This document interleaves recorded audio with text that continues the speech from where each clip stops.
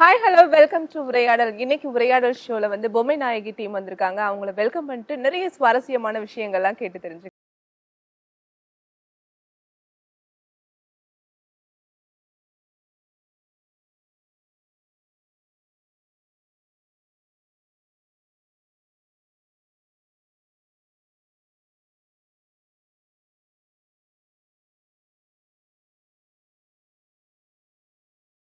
Welcome welcome.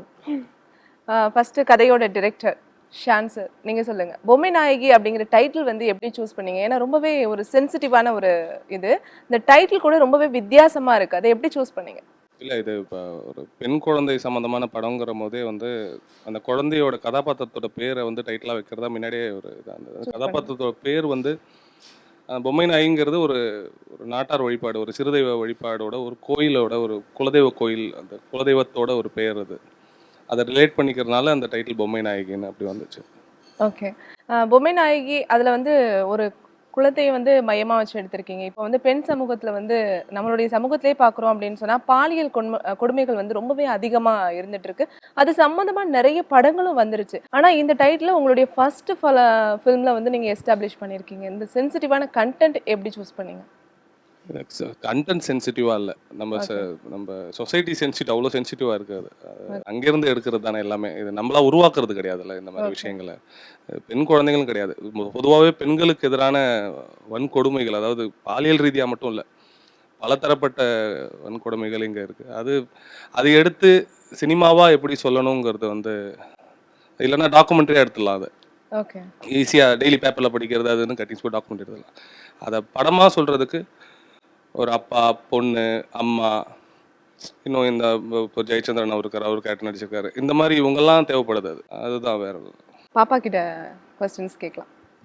நீங்கள் சொல்லுங்கள். இது உங்களுடைய ஃபர்ஸ்ட் ஃபிலிம் இல்லையா? நீங்கள் எப்படி உங்களுடைய இந்த ட்ராவல் எப்படி இருந்தது?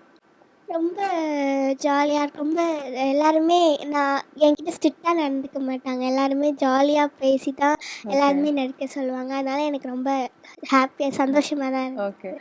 யோகி பாபு சார் வந்து நீங்கள் வந்து ஸ்க்ரீனில் பார்த்துருப்பீங்க. ஒரு பெரிய ஸ்டார் இல்லையா? அவர் நடிக்காத படமே கிடையாது. அவர் அப்படி பார்த்துட்டு அவர் கூட நீங்கள் அப்பாவாக ட்ராவல் பண்ணும்போது எப்படி இருந்தது? ரொம்ப சந்தோஷமாக இருந்துச்சு. அவ்வளோ பெரிய நடிகர் கூட நான் நடிக்கிறேன்றப்போ எனக்கு ரொம்ப ப்ரௌடாக இருந்துச்சு. Super super. நீங்கள் ஆல்ரெடி நிறைய பாடல்கள் பாடியிருக்கீங்க. இந்த ஃபிலிமில் கூட நீங்கள் பாடியிருக்கீங்க. அந்த எக்ஸ்பீரியன்ஸ் சொல்லுங்கள். ஒரு 2 லைன்ஸ் பாடலாம். சக உயிரே சக உயிரே செதையானுன் கதைகளிலே நதி எனதே கடல் எனதே விதியாரோ எழுதியதே ஆரிராரோ ஆனே உலகோ பூமி தாயிங்கு நானும் மெழுகோ சாலை போரெங்கும் நானே சிலையோ சாவி உன் கையிலோ அடையாளம் தான் மென்மையோ. Super super. Subhadra ma'am, welcome. நீங்கள் சொல்லுங்கள். ஒரு அம்மா கேரக்டர் பண்ணியிருக்கீங்க. இது வந்து ரொம்ப வெயிட்டான கேரக்டர் இல்லையா? இந்த படம் ஃபுல்லாகவே ரொம்ப வந்து கனமாக ட்ராவல் பண்ணுறீங்க. நிறைய சீன்ஸ் வந்து ரொம்பவே இறுக்கமாக இருக்கும். ஸோ அதை பற்றி சொல்லுங்கள். இது எனக்கு ரொம்ப through out the movie carry பண்ணுற ஒரு கேரக்டராக இருந்தது. அது அவங்க எமோஷன்ஸ் அது மட்டும் இல்லாமல் அவங்க ஒரு இன்னசென்ட்டான ரொம்ப இயல்பான ஒரு ஒரு கேரக்டர். அது அது அந்த மாதிரி ஒரு ஒரு இன்னசென்ஸை வந்து உடைக்கிற ஒரு சம்பவம் நடக்குது. ஸோ அதை கேரி பண்ணும் போது அவங்க அஃப்கோர்ஸ் அவங்களுக்குள்ளே நடக்கிறது, அவங்க வெளியே போகும்போது அதுக்கப்புறம் வந்து அவங்க அதை பற்றி பேசவும் முடியாது, வெளியவும் காட்ட முடியாது. ஸோ அந்த அந்த கேரக்டரை வந்து அதுக்கப்புறம் வந்து அதை எப்படி மாற்றுதுன்றதும் வந்து எனக்கு உணர முடிஞ்சுது. அந்த படம் கிளைமேக்ஸில் பார்த்தீங்கன்னா அந்த அந்த கேரக்டர் வந்து அடிக்கடிக்கு சொல்கிற ஒரு விஷயம் வந்து வீடு வீடு வீடு. அவங்களுக்கு வந்து மாமா, பாப்பா, வீடு, அதுதான் அவங்களோட உலகம். அவங்க கடைசியில் அந்த ஸோ கிளைமேக்ஸிங்கில் அவங்க வந்து பாப்பாவும் அவங்களையும் விட்டுட்டு நீங்கள் இருங்க, நான் போய் வெளியே பால் கொண்டுட்டு வரேன். She is going out. So அந்த அந்த கேரக்டருக்கும் வந்து ஒரு அவங்க அடுத்த ஸ்டெப்க்கு நகர்ந்து இருக்காங்க. ஃபிலிம் ஃபுல்லாவே நீங்க வந்து டிராவல் பண்றீங்க யோகி பாபு சார் கூட. உங்களுக்கு வந்து ஒரு டிஃப்ரெண்ட் ரோல் குடுத்துருக்காங்க இல்லையா? டைரக்டர் வந்து எல்லா கேரக்டர்ஸையும் ஸ்கெட்ச் பண்ணியிருக்காரு. சூப்பர். நீட்டாக எந்த டயலாக்ஸ்லாம் இவங்க பேசுவாங்க, இவங்க பேசினா என்ன வார்த்தைகள்லாம் வரும், இவங்கள எப்படி கூப்பிடுவாங்க, இவங்க ஒரு விஷயத்தை எப்படி பார்ப்பாங்க, ஓகே. அது எல்லாமே அவர் ஸ்கெட்ச் பண்ணியிருக்காரு. இன்ஃபேக்ட் அதில் என்னுடைய கேரக்டரில் பார்த்தீங்கன்னா நீங்களும் நோட் பண்ணியிருப்பீங்க, நான் வந்து யோகி பாபு அவரை வந்து கூப்பிடும்போது பா ஐயா ஐயா ஐயா அப்படின்னு எனக்கு பா ஈஸியாக வரும், ஆனால் ஐயான்னு கூப்பிடணும், ஏயா ஏயா அது வந்து வேணும் அப்படின்னுவார். அது ஏன்னா அது வந்து அவர் நோட் பண்ண ஒரு கேரக்டரைசேஷன்னு, அதுக்குன்னு ஒரு ஸ்கெட்ச் இருக்குது, இந்த வேர்டு தான் இவங்க யூஸ் பண்ணுவாங்க. பட் அதை நான் கேஷுவலாக சொல்லும்போது நான் வந்து ஏன்பா அப்படின்றேன், இல்லை ஏயா அப்படின்னு வரணும் அப்படிங்கிறத அவர் ஸ்பெசிஃபிக்காக சொல்லுவார். அது ரொம்ப முக்கியம். அது பார்க்கும்போதே அது யூஷுவல் என்னுடைய பேட்டர்னை நானே உடச்சி வர்றது அவருடைய அந்த ஒர்க்கில் அது தெரிஞ்சிடும். ஓகே. உங்களுடைய கேரக்டர் பத்தி சொல்லுங்க. என்னுடைய கேரக்டர் பற்றி சொன்னோம்னா அது வந்து அந்த பகுதியில் இருக்க பல மக்களுக்கு சுவையான ருசியான பசியாற்றக்கூடிய எளிமையான ஒரு வருமானத்தில் அவங்களுக்கு ஒரு பீஃப் பிரியாணி கடை வச்சு சாப்பாடு போடுற ஒரு பாய். என் கேரக்டர் பேர் அப்துல். முதல்ல இது வந்து எப்படின்னு சொல்லணும்னா கோ டைரக்டர் சரவணன் சார் தான் எனக்கு ஃபஸ்ட்டு கால் பண்ணார். இந்த மாதிரி சார் ஒரு படம் ஒன்று நீலம் ப்ரொடக்ஷன்லேருந்து கடலூர் பெல்ட்டில் ஒரு படம் பண்ணுறோம், இந்த மாதிரி ஒரு கேரக்டர் எல்லாம் சொன்னாங்க. அதெல்லாம் சொன்ன உடனே கேரக்டர்லாம் கூட காதில் வாங்குறத விட முதல்ல இந்த மாதிரி டேரக்டரை மீட் பண்ண முடியுமான்னு. ஆனால் கடலூரில் இருக்கோம்னாங்க. பரவாயில்ல நான் வரேன்னு ஃபஸ்ட்டு நேராக அவர் டேரக்டரை வந்து மீட் பண்ணி என்ன கான்செப்ட் எல்லாம் கேட்டு பண்ணதுக்கான காரணம் என்னென்னா, ஃபஸ்ட்டு நீலம் ப்ரொடக்ஷன் அந்த அந்த அந்த பேனரில் வரக்கூடிய ஒர்க்குக்கான ஒரு குவாலிட்டி இருக்குது. அது வந்து வரலாறில் ஒரு முக்கியமாக தமிழ் சினிமா வரலாறில் ஒரு முக்கியமான இடத்த வந்து பதிவு பண்ணும். இன்னும் கொஞ்ச நாளில் அதோட லிஸ்டிங் பார்த்தோம்னா இந்திய சினிமா வரலாறுலேயே ஜனநாயகம் சமூக நீதி இந்த மாதிரியான விஷயங்களில் ஒரு தரமான படைப்புகளை வந்து உருவாக்கிட்டு இருக்கு. அதில் நம்ம ஒரு அங்கமாக இருக்கோம் அப்படின்னும் போது அதுக்காக ஒரு பெரிய இது. ரெண்டாவது கதை கேட்டு அவருடைய ஊர் இன்வால்மெண்ட்டு அந்த கேரக்டரைசேஷன்லாம் சொன்ன உடனே அது ரொம்ப பிடிச்சிருந்து. யோகி பாபு சார் கூட வந்து நீங்க ஆக்ட் பண்ணியிருக்கீங்க. ஸோ அந்த டிராவல் எப்படி இருந்தது?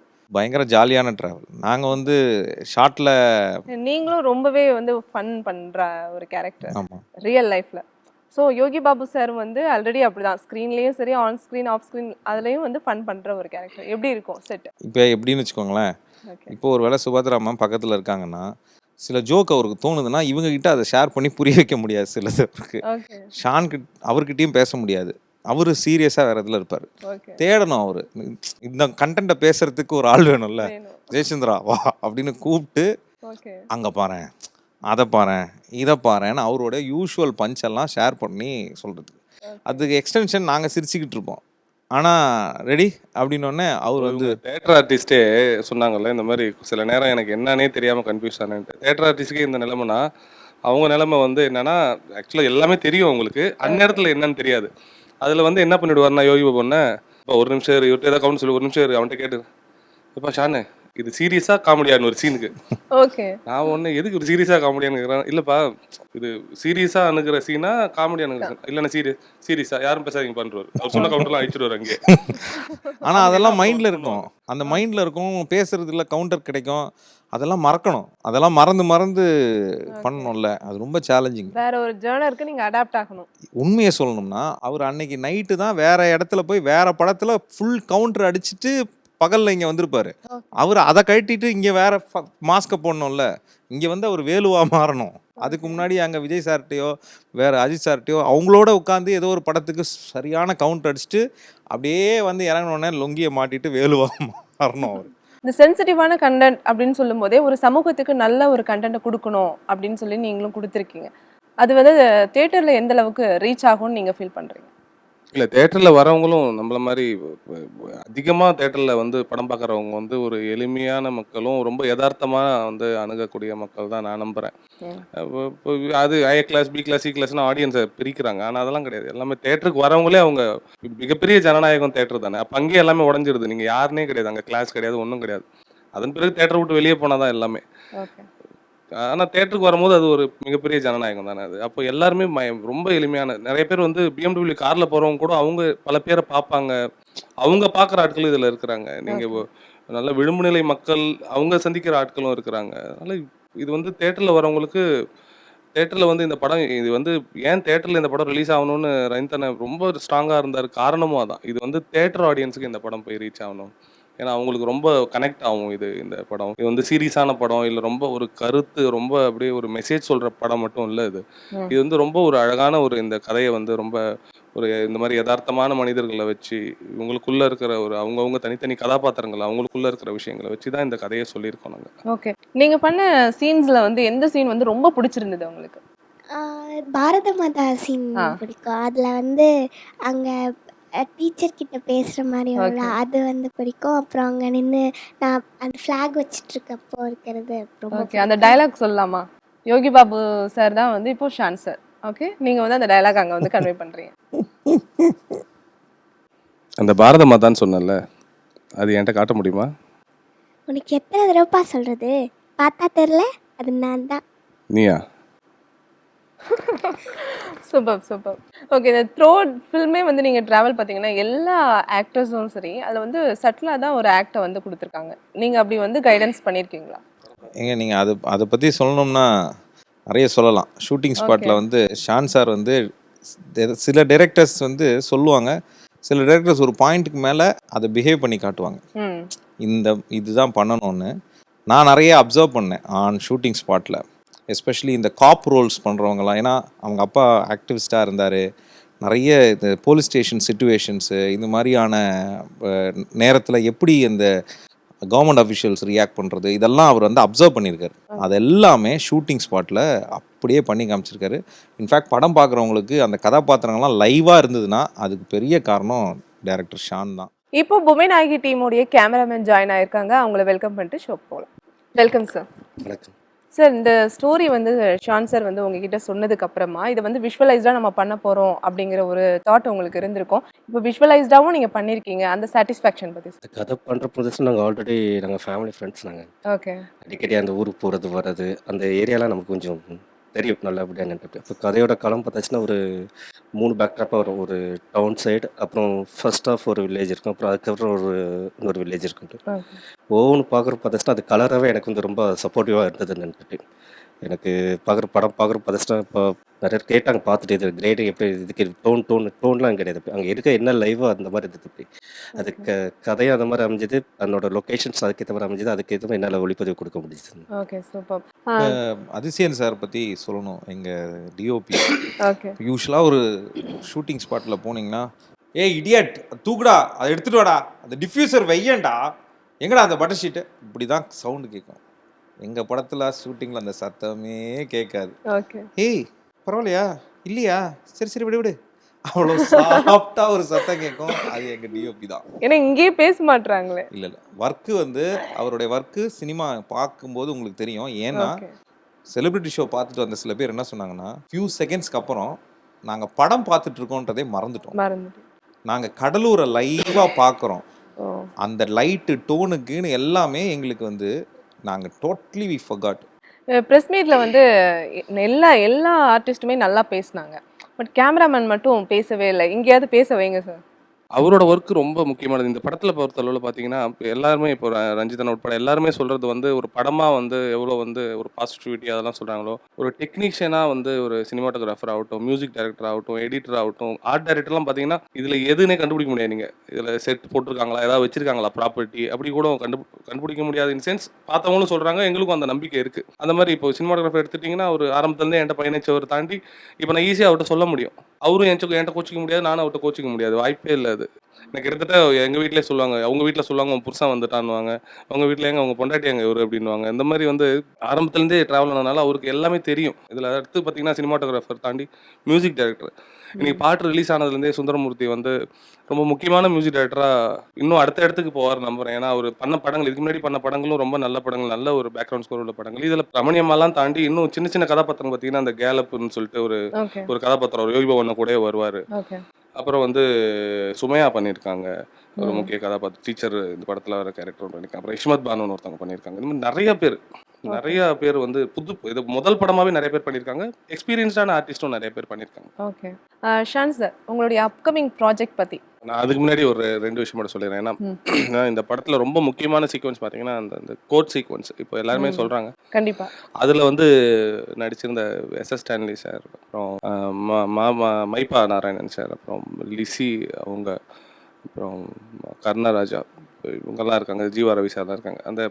அந்த இதில் பார்த்தீங்கன்னா ரொம்ப ஒரு முக்கியமான ஒரு கேரக்டர்ஸ் அவங்க எல்லாமே ரொம்ப நல்லா பெர்ஃபார்ம் பண்ணியிருந்தாங்க. அப்புறம் ரொம்ப முக்கியமான டெக்னீஷியன் ஒருத்தர் வந்து நம்ம படத்துக்கு வந்து அந்த ஃபஸ்ட்டு டேலேருந்தே இந்த படம் வந்து என்ன அப்படிங்கிற சொன்னது ரொம்ப முக்கிய காரணம் வந்து கபிலன் டிசைனர். அவர் வந்து நம்ம போஸ்டர்ஸ்லாம் எல்லாரும் பார்த்துருப்பாங்கன்னு நினைக்கிறேன். அவர் ரொம்ப அதை உள்வாங்கிட்டு இந்த படத்தோட மூடு எப்படி இருக்கணும், ஆரம்பித்த நாள்லேருந்தே இந்த டிசைன்ஸ் வந்து எனக்கு ரொம்ப பிடிச்சிருந்தது. அவரோட ஒர்க்கும் இங்கே வந்து மென்ஷன் பண்ணணும்னு நினச்சேன். ஓகே. போஸ்ட் ப்ரொடக்ஷன்ஸ் வேலைகள் முடிஞ்சது. அடுத்து இப்போ அப்கமிங் சொல்லுங்க. தெரியல, அப்கமிங் எதுவுமே இன்னும் பிளான் பண்ணல. எதுவும் பிளான் பண்ணல. நிறைய பிளான்ஸ் இருக்கு. அது எது நடக்குதுங்கிறது ஓகே. அடுத்து பேசுறேன். சூப்பர். குட்டிமா, உங்களுடைய பாட்டு, அதாவது நம்மளுடைய சாங் ட்ரெண்டிங்ல இருக்கு இல்லையா, பொம்மை நாயகி சாங். அதுல ஃபியூ லைன்ஸ். காற்றோடு நான் காணும் காட்சி கண்ணாடி தேர் போலாட்சி சிறகினை விரிக்குதே ஒரு வானமே பறக்கலாம் பறக்கலாம் நாமே மனதினை குலுங்குதே மனக்கூட்டமே மறுபடி பிறக்கிறோம் நாமே வேறென்ன வேணும் விளையாட தோணும் போகாத ஊருக்கு நாம் போகலாம் அடியே அடியே அடியே என் ராசாத்தி அழகே அழகே அழகே என் பாப்பாத்தி அடியே அடியே அடியே என் ராசாத்தி அழகே. Super super. படம் வெற்றி பெற வாழ்த்துக்கள். நன்றி. கலைஞர் டிவிக்கு நன்றி. உங்களுக்கும் நன்றி. எல்லாருக்கும் நன்றி. இந்த டீமுக்கு நன்றி.